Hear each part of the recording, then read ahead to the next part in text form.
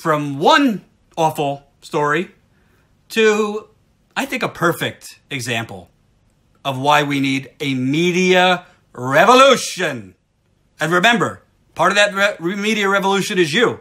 Right now, go to my website, jordanchariton.com. Put in your email, jordanchariton.com. Right now, go to steemit.com, STEEMIT.com. Sign up and then follow me. steemit.com/@JordanChariton. Thank you for telling me I look poor. I am in my parents' kitchen, so maybe you're right. So, Bloomberg.com. I wouldn't say they're like the fighters for the people. So, they have a headline. Gains in minimum wage will squeeze upper middle class. The second headline. Wages are rising more quickly for restaurant and daycare workers than for the people who pay them. Uh-oh. No, I'm not saying uh-oh. That's in the headline. I'm not kidding. Wages are rising more quickly for restaurant and daycare workers than for people who pay them. Uh-oh. So basically the premise of the article is raising wages for restaurant workers and daycare workers are going to hurt the upper middle class. And by the way, when they say the upper middle class, what that means is wealthy people. When you are upper middle class, you might not be a millionaire, you might not be a billionaire, but you're doing okay, upper middle class. If you're upper middle class in New Mexico, you're doing way better than upper middle class, say, in New York. But if you're upper middle class in New York, you're not like, that's not living paycheck to paycheck. Share this video. Let's get it out to more people. So why is more money for blue-collar workers and restaurant workers a bad thing? Let's see what Bloomberg says. Right now, the two biggest winners in the labor market are minimum wage employees whose pay is rising with government mandates and raises from large corporations, and blue-collar workers. As Friday's job report makes clear, this is bad news for upper middle class workers, aka wealthy people, who rely on the products and services provided by these workers and whose pay isn't rising as quickly. It's also a reversal of some of the income inequality trends we've witnessed over the past several decades. Okay. States and cities across the country are ratcheting up their minimum wages. California's minimum wage for large employers, for instance, increased to $11 per hour on January 1st from $10.50 and will increase by $1 per hour every year until it reaches $15 per hour in 2022. I don't even think that's enough, that we're systematically raising it every year till 2022. But anyway, perhaps not coincidentally, Walmart Inc. recently announced that it was increasing its minimum wage to $11 per hour after kicking off this trend back in 2015. Target Corporation, with a goal of raising its minimum wage to $15 per hour, announced last week that it was raising its minimum wage to $12 per hour. Every industry and business that relies on low-wage employees will find itself forced to wage raises to compete with employers like Walmart and Target to attract or retain workers. I want to make something clear also.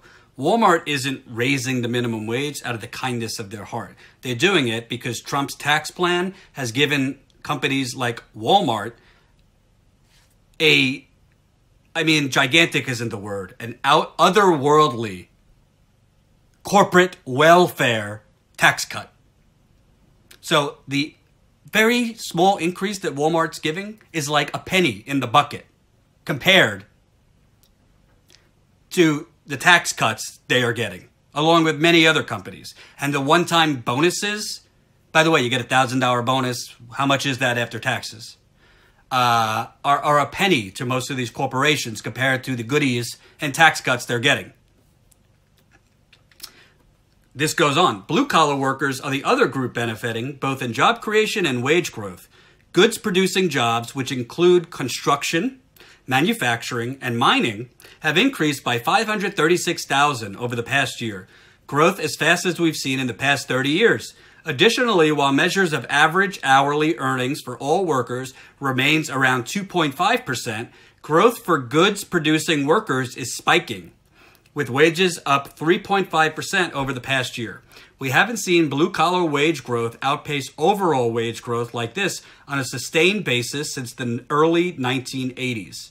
And why you haven't seen that since the early 1980s is because in the early 1980s, there was a man named Ronald Reagan who attacked labor unions, who pushed through deregulation, who pushed through corporate-written trade deals that sent most of the manufacturing jobs to China and Mexico, and then Bill Clinton took that and put it on steroids with NAFTA. Bloomberg writes, these trends are to be celebrated. But, there's always a but, these trends are to be celebrated, but they end up being a burden on one group of workers in particular, the upper middle class, also known as wealthy people. These workers have been some of the biggest winners in the American economy over the past 30 years. I wouldn't call it the American economy, I would call it the American heist. The American heist. Because the money was taken from the middle class, or whatever's left of it, and given to the upper middle class, or the wealthy. Because it's not only the top 1%, it's been the top 10% that the money has funneled to. So, these workers have been some of the biggest winners in the American economy over the past 30 years, but the tight labor market could begin to change that. Rising wages for construction workers raise the cost of housing. And these white-collar workers tend to be clustered in metro areas that have already have high housing costs. Rising costs for minimum wage workers means the cost of many labor-intensive services consumed by the upper middle class, daycare, housekeeping, and dining out, are rising and will continue to do so. Also, employers forced to devote more money to their lowest paid workers. Oh, you poor corporations. You're forced to maybe instead of, if you're Walmart, maybe instead of taking, several billion in profit, you take 500 million in profit so that your workers could eat and drink. Also, employers forced to devote more money to their lowest paid workers may look for cuts elsewhere in their workforce. When Walmart announced its higher minimum wage, it also announced cutting thousands of store management roles. The net effect of all this means that some of the income inequality trends observed over the past several decades are reversing, potentially narrowing the gap between the top 25% of earners and the bottom 75%. It changes the math of labor market migration, too. For upper middle class workers in a world where low wage and blue collar workers are seeing the fastest growth, the only play might be to move somewhere cheaper. I mean, there's so many things to address in this article. And I'm not picking on Bloomberg because this is every corporate outlet. Every corporate outlet is more focused on the upper middle class, also known as the wealthy, than the middle class and the poor. And that's part of why the media was so stunned that an oaf, a total schmuck, con man like Trump was able to win the presidency because he spoke to these blue-collar workers. He might have been lying to them, but he still spoke to them. Hillary Clinton sure didn't. So, first of all, I just want to make a point because it's so important. Corporate media? When's the last time you saw an article headline, wages are rising more quickly for upper middle class workers? Uh-oh. Have you seen any articles like that points out the income inequality where money's funneling to the top 1%, the top 10%, and how that's a bad thing? And uh-oh. I don't. But on the merits, what this piece is missing. So what do you think happens? What do you think happens when daycare workers, restaurant workers, blue-collar workers get increases in money, get increases in hourly wage, salaries, whatever? What do you think happens? Do you think they hide it under their pillow? Do you think they go off to the casino?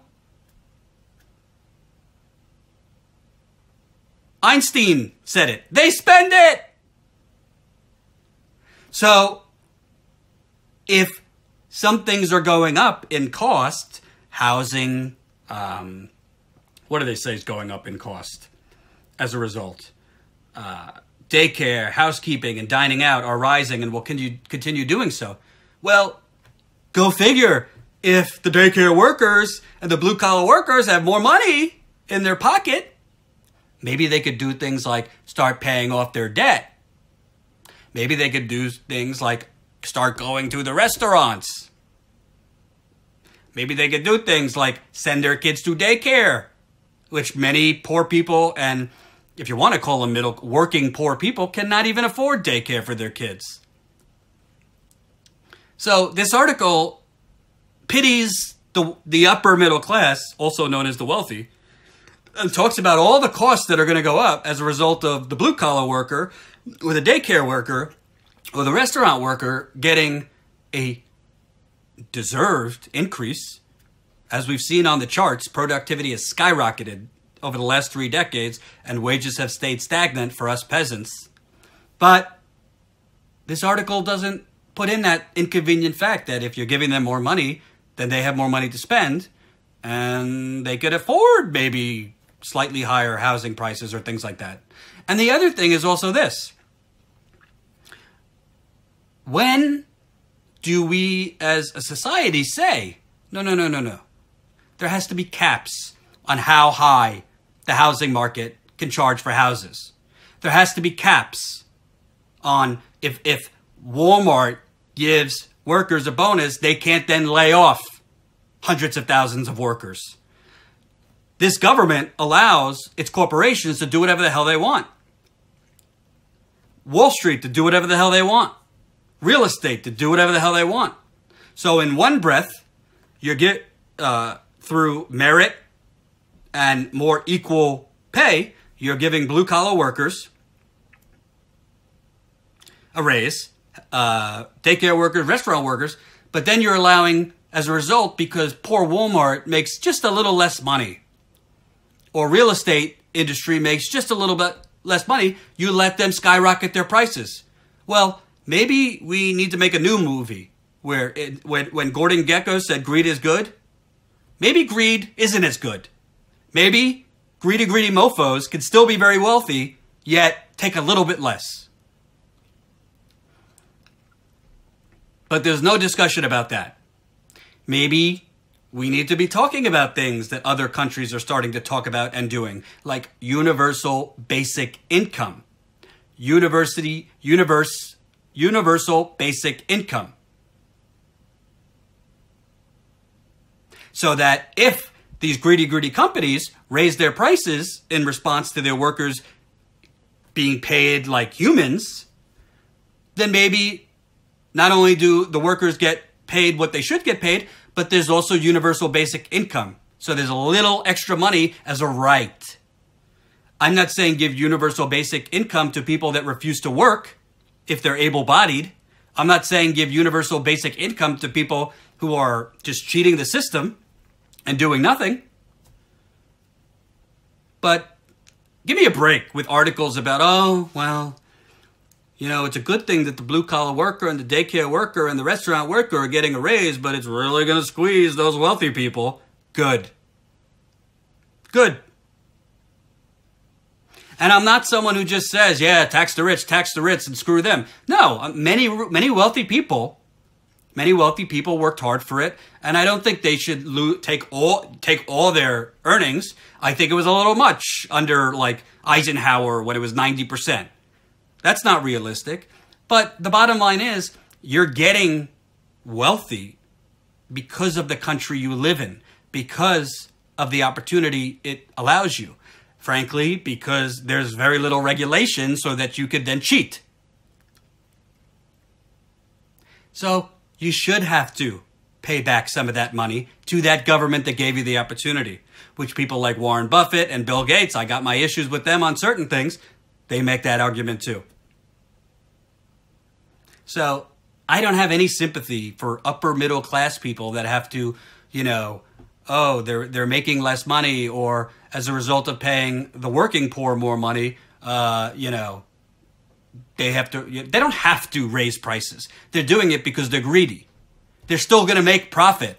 McDonald's still going to make out like gangbusters if they paid all their workers $15 an hour. Same thing with Walmart. Same thing with Target. Same thing with Burger King. They'd still make obscenely large amounts in profit.